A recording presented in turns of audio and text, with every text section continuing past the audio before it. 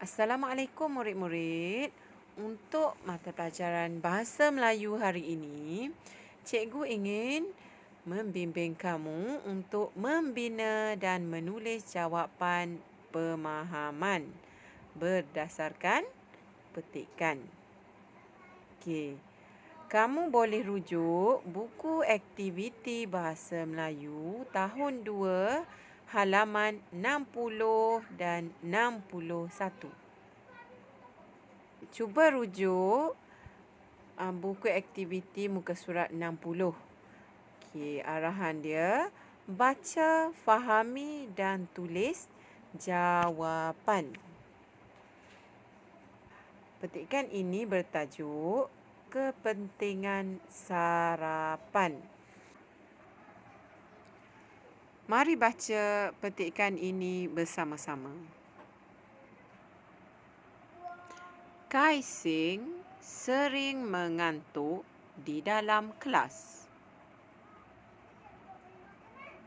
Apabila disoal oleh Cikgu Hanita, rupa-rupanya Kaising tidak bersarapan sebelum ke sekolah. Mengapakah kamu tidak bersarapan sebelum datang ke sekolah? Tanya Cikgu Hanita kepada Kaising. Saya tidak berselera untuk makan pada waktu pagi, Cikgu, jawab Kaising. Okey, murid-murid. Apa yang berlaku kepada Kaising? Okey, bagus. Dia mengantuk di dalam kelas kerana tidak bersarapan sebelum ke sekolah. Mengapa dia tidak bersarapan? Okey, bagus. Kerana dia tidak berselera untuk makan pada waktu pagi. Oh, tidak boleh begitu. Perut kamu akan kosong jika kamu tidak bersarapan. Sarapan itu penting untuk tenaga bagi badan kamu. Kamu memerlukan tenaga untuk menumpukan perhatian di dalam kelas. Cikgu Hanita menasihati Kaising. Kaising mengangguk, tanda bersetuju dengan kata-kata Cikgu Hanita. Baiklah cikgu, saya akan bersarapan sebelum datang ke sekolah. Terima kasih cikgu. Okey, sama-sama Kaising. Semenjak hari itu, Kaising memastikan dia bersarapan sebelum ke sekolah. Hasilnya, Kaising semakin maju dalam pelajaran. Okey murid-murid, macam mana kamu sudah faham dengan petikan ini? Okey, cerita dia tentang, bagus, tentang Kaising. Apa yang berlaku kepada Kaising? Okey, Kaising mengantuk di dalam kelas. Kenapa? Kerana dia tidak bersarapan sebelum ke sekolah. Kenapa dia tidak bersarapan? Okey, bagus. Kerana dia tidak berselera untuk makan pada waktu pagi.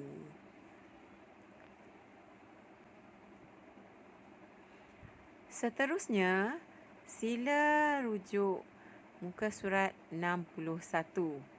Okey, di situ, di halaman 61, ada 5 soalan pemahaman. Soalan pemahaman ini dibuat berdasarkan petikan yang kamu baca tadi. Okey, cuba baca soalan nombor 1. Di manakah Cikgu Hanita berbual-bual dengan Kaising? Okey, soalan ni tanya di mana. Okey, kata tanya di mana, Jawapan dia macam cikgu ajar sebelum ni, jawapan dia mestilah tempat. Okey, rujuk balik petikan tersebut. Kaisin sering mengantuk di dalam kelas. Jadi, di manakah tempat mereka berbual? Okey, bagus.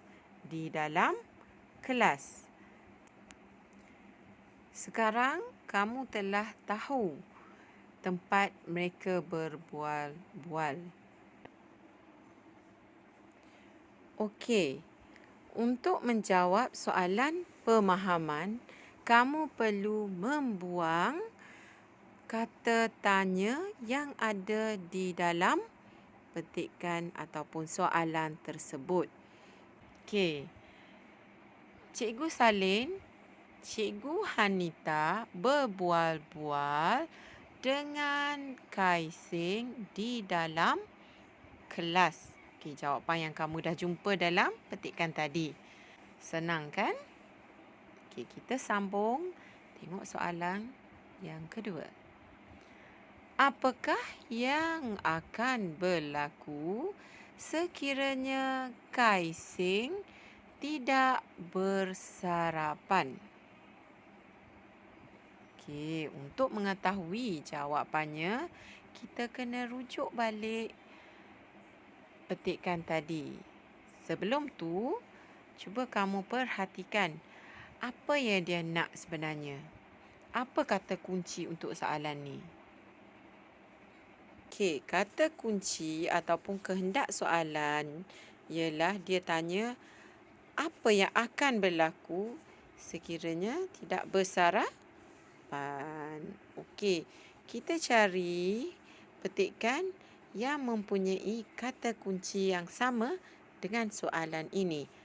Okey murid-murid, dalam petikan ini ada dua kata kunci yang sama dengan soalan tadi. Okey, yang satunya di atas, yang satunya di bawah. Tidak bersarapan. Okey, tengok yang atas. Mengapa kamu tidak bersarapan sebelum datang ke sekolah? Itu juga adalah soalan. Okey, perhatikan petikan yang di bawah. Perut kamu akan kosong jika kamu tidak bersarapan. Jadi, jawapan untuk soalan nombor 2 berada pada perenggan yang di bawah. Kata kunci yang berada di sebelah bawah. Okey, dalam petikan ini sudah tulis perut kamu akan kosong jika kamu tidak bersarapan. Potong kata tanya, potong tanda soal. Okey, jadi seterusnya kamu perlu tulis semula perkataan yang tidak dipotong. Seperti ini. Yang akan berlaku sekiranya Kaising tidak bersarapan ialah perut akan kosong. Di akhir ayat, kamu letakkan tanda noktah. Okey, seterusnya kita lihat soalan ketiga. Mengapakah Cikgu Hanita prihatin akan Kaising? Kenapa ya? Cikgu Hanita ni prihatin sangat dekat Kaising. Okey, bagus. Kaising adalah anak murid Cikgu Hanita. Jadi, adalah menjadi tanggungjawab seorang guru untuk mengambil tahu dan mengambil berat tentang keadaan anak-anak muridnya di sekolah. Senang sahaja. Langkah yang pertama ialah potong perkataan ataupun kata tanya dan potong tanda soal. Kemudian, salin semula perkataan yang tidak dipadamkan. Okey, jadi kamu kena tulis semula Cikgu Hanita prihatin akan Kaising kerana cikgu nak kamu tulis jawapan sendiri. Sekarang kita tengok soalan nombor 4. Apakah yang akan berlaku kepada Kaising sekiranya Cikgu Hanita tidak mengambil berat terhadap dirinya? Okey, dia tanya, kalau Cikgu Hanita ni buat tak tahu je, tengok je Kaising tu sakit, apa yang akan berlaku? Okey, bagus. Cikgu dah tahu. Semua murid dah ada jawapannya. Okey, yang ni kamu perlu buat sendiri. Okey. Sama juga dengan yang nombor 5. Bagaimanakah Kaisin menghargai nasihat Cikgu Hanita? Okey, nombor 5 bila dia tanya bagaimana, jawapannya mestilah cara Kaisin untuk menghargai nasihat Cikgu Hanita. Okay. Cuba perhatikan ayat yang cikgu gariskan di dalam petikan ini. Okay. Baiklah cikgu, saya akan bersarapan sebelum datang ke sekolah. Terima kasih cikgu. Okey. Ini adalah dialog Kaising setelah cikgu menasihatinya supaya bersarapan. Ucapan terima kasih ialah cara untuk menghargai nasihat. Untuk soalan 5 ni, cikgu nak kamu cuba karang ayat sendiri dan tulis jawapan di sini. Jawapan cikgu dah bagi tahu tadi, kamu cuma perlu tulis semula. Ingat,